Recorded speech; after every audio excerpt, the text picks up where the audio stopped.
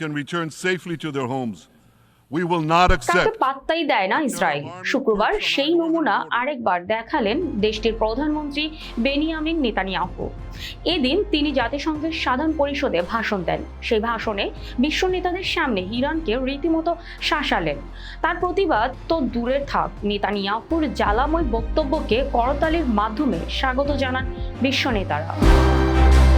অর্থ অস্ত্রের গরমে বিশ্ব দাপিয়ে বেড়াচ্ছে ইসরায়েল। মার্কিন মূলকেও দেশটির প্রভাব খুব বেশি, আর তাই সব সময় ইসরায়েলকে সমর্থন দিয়ে যাচ্ছে যুক্তরাষ্ট্র।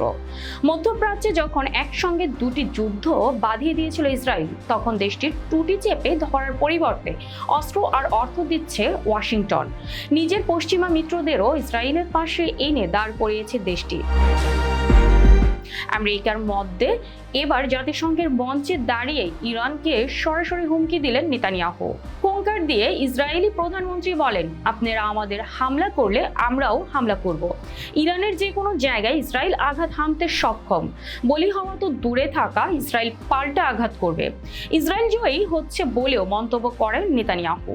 মধ্যপ্রাচ্যে ইরানের দুটি প্রক্সির সঙ্গে লড়াই জড়িয়ে ইসরায়েল। গাজায় ফিলিস্তিনিদের স্বাধীনতাকামী সংগঠন ও লেবাননের প্রতিরোধ যোদ্ধাদের সঙ্গে সমান তালে ইসরায়েল লড়াই করছে।